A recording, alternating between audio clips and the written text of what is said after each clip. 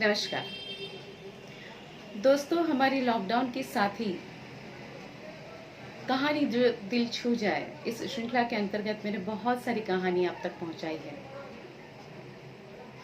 आजकल काम फिर से शुरू हो चुका है और व्यस्तता के कारण मैं कहानियां नहीं दे पा रही हूँ, तो मुझे बहुत सारे लोगों ने व्हाट्सएप करके फ़ोन करके बताया है कि आपकी कहानी आप क्यों नहीं आती। तो लो, एक बार फिर से वही सिलसिला शुरू करने की कोशिश करती हूँ। आज सूरत से मेरी एक सहेली करिश्मा ने लिखी हुई बहुत ही प्यारी और बहुत अच्छी सीख देने वाली कहानी यहाँ से प्रस्तुत करने जा रही हूँ। कहानी का शीर्षक है भगवान पे भरोसा। एक गांव था। वो गांव के राजा बहुत खुशहाल थे, बहुत खुशमिजाज थे, अपने लोगों को बहुत अच्छी तरह से लालन पालन करते थे, ध्यान रखते थे। पूरा गांव भी बहुत खुश था। बस चिंता एक ही थी कि राजा के पास सब कुछ था, पति, धन, सब, लेकिन संतति यानी कि बच्चे नहीं थे। शादी के 14 साल बीत जाने के बाद भी राजा के घर पे बच्चे का जन्म नहीं हुआ। राजा ने बहुत सारे वैद्य, हकीम, डॉक्टर से सलाह ली, दवाई ली, लेकिन कोई नतीजा नहीं निकला। अंत में किसी ने कहा कि एक संत बाबा है, मनमौजी है, मनमौला है। हर फन मौला अपने हिसाब से, अपने मर्जी से आते जाते हैं। वो अगर हमारे राज में आ जाए और उनसे अगर आप आशीर्वाद ले लो तो शायद कुछ बात बने। और एक दिन वो आ गया कि वो संत, वो बाबा उस नगर में आ पहुंचे। राजा तक वो बात पहुंची। बहुत ही मान सम्मान के साथ फकीर को, संत बाबा को राजमहल में लाया जाता है। राजा स्वयं राजगादी से उठकर उनके चरणों की सेवा करने के लिए जाता है और उनसे कहता है कि बाबा, आप अंतर्यामी हो, सब कुछ जानते हो, मेरे दुख का निवारण करो। बाबा ने कहा, बस तुम्हारी परेशानी मैं जान चुका हूँ। संतति की वजह से जो तुम परेशान हो सकता है, पर उसके लिए तुमको एक हवन करना पड़ेगा। हाँ हाँ, जरूर मैं हवन करवाऊंगा, आप बताइए कैसे करना है, क्या करना है। हवन तो तुम कर लोगे राजा, लेकिन हवन के बाद अंत में तुम्हें एक छोटे से बच्चे की बलि चढ़ानी पड़ेगी। पूरे राजसभा में सन्नाटा सा छा गया। छोटे से बच्चे की बलि? कौन ऐसा माँ बाप होगा जो अपने बच्चे को बलि चढ़ाने के लिए दे देगा? राजा सुनकर थोड़ा परेशान सा हो गया, लेकिन फिर भी यही उपाय है, करना पड़ेगा। राजा के जो हकीम थे, उनके जो सलाहकार थे, उन्होंने कहा कि राजा जी, ढंढेरा पीट दिया जाए, शायद हो सकता है कि आपको कोई बच्चा मिल जाए। नगर में ढंढेरा पीटा जाता है, सबसे बात कही जाती है कि जो भी अपने बच्चे की बलि चढ़ाने के लिए देगा, राजा उसे मुंह मांगी रकम देगा। 1 दिन, 2 दिन, 3 दिन बीत जाते हैं, पर कहीं कोई नहीं आता। राजा फिर से निराश हो जाते हैं। सलाहकार कहते हैं कि अपने राज्य से नहीं तो आजू बाजू के गांव में भी हम ये बात बता सकते हैं, शायद कहीं से कोई आ जाए। उनकी बात मान करके राजा ने आस पड़ोस के गांव में भी ढंढेरा पिटवा दिया कि जो भी अपने बच्चे की बलि चढ़ाने के लिए देगा, राजा उसे मुंह मांगा इनाम देगा। फिर से कई दिन गुजर जाते हैं। अब राजा का जो गांव था, उसके बगल में एक छोटा सा कस्बा था जहाँ के लोग थोड़े गरीब थे। एक मजदूर था, खेत में मजदूरी करता था। उसके 3 बच्चे थे, बड़े 2 बच्चे और वो मजदूर और उसकी पत्नी, चारों जन पूरा दिन खेत में मजदूरी करते, तब कहीं जाकर के शाम को उनको खाना नसीब होता था। तो जो तीसरा बेटा था, वो अपनी मन मस्ती में रहने वाला था, अपने मौज में रहने वाला था। वो मजदूर और उसकी पत्नी कई बार कहते, उसको समझाते कि बेटा, खेत में हमारा हाथ बटाओ, तुम्हारे भाइयों के साथ तुम भी हमारे साथ काम पे लग जाओ, तो कुछ फायदा हो, कुछ आमदनी बने। पर वो बेटा कभी किसी की नहीं सुनता, अपनी मस्ती में रहता था। एक दिन वो मजदूर परेशान हो गया, तंग आ गया उससे, और बोला, ये अपनी कोई बात तो सुनता नहीं है, बस खाने पे आ जाता है। एक काम करते हैं, इसे हम राजन को सौंप देते हैं, राजा इससे जो भी हमें धन संपत्ति देगा उससे हमारा और हमारे दोनों बच्चों का कल्याण हो जाएगा। वो और उसकी पत्नी तैयार हो जाते हैं। दूसरे दिन सुबह बच्चे को लेकर के राजन के पास चले जाते हैं और राजन से जाकर कहते हैं कि हमने जो आपकी जो बात थी, आपने जो ढिंढेरा पिटवाया है वो हमने सुना और आपकी बात हम तक पहुंची, इसलिए हम हमारे बच्चे को आपको सुपुर्द करने आए हैं। राजा बहुत ही खुश हो गया, लेकिन साथ ही साथ आश्चर्य भी हुआ कि इतने फूल से मासूम से बच्चे को, 5-6 साल का इतना प्यारा सा बच्चा कि जिसको देखते ही प्यार आ जाए, ऐसा प्यारा बच्चा ये आदमी कैसे बलि चढ़ाने के लिए दे सकता है। फिर भी जैसे राजन ने बात की थी, उसने जो मांगा उससे कई गुना ज्यादा उसको सोना मोहर वगैरह दे करके उसे वहां से रवाना किया।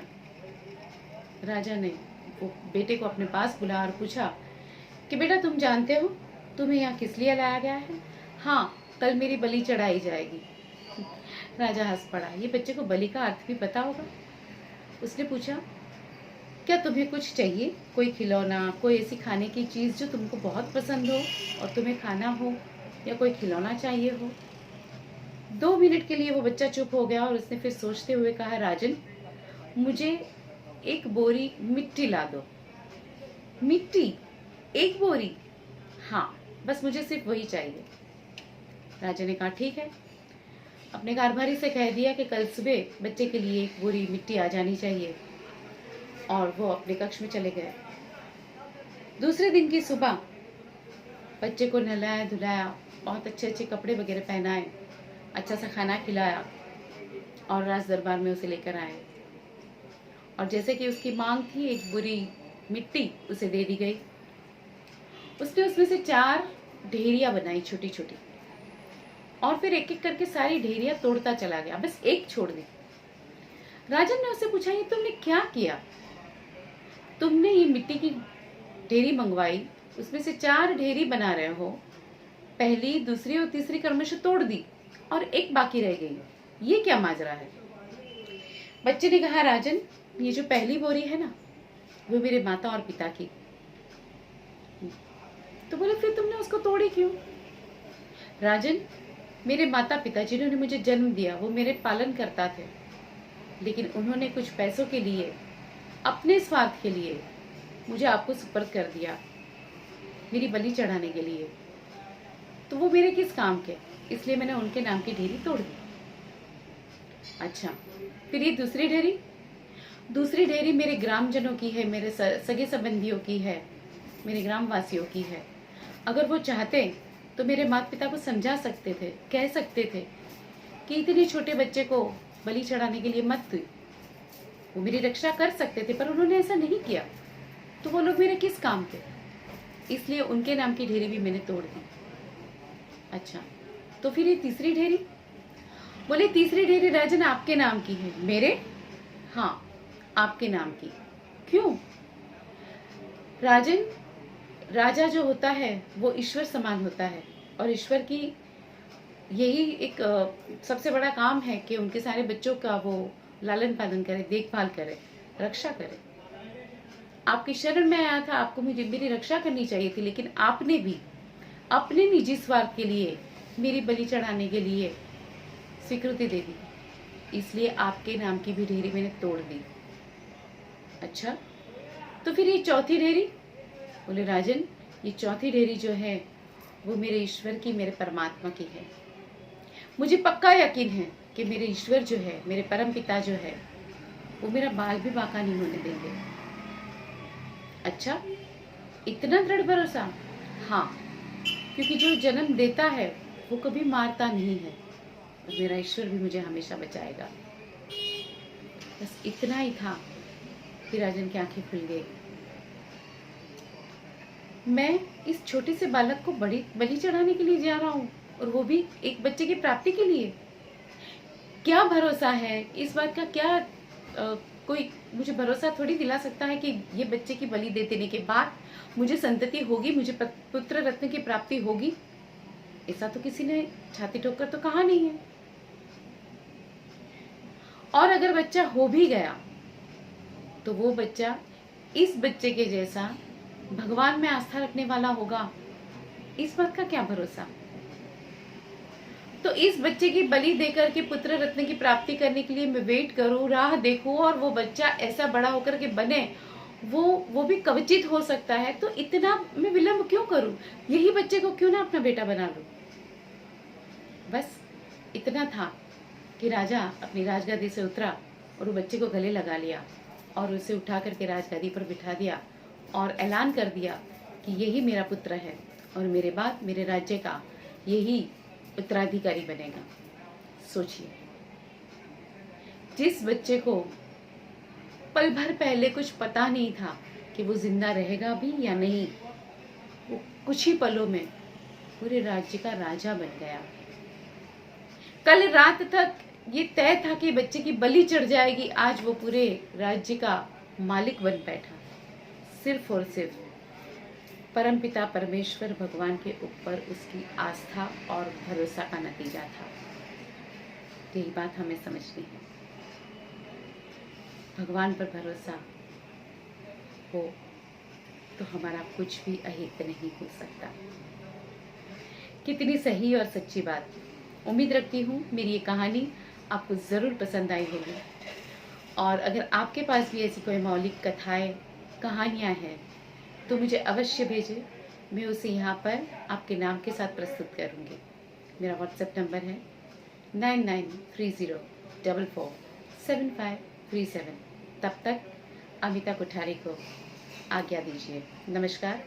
स्वस्थ रहे, मस्त रहे, हंसते रहिए। धन्यवाद।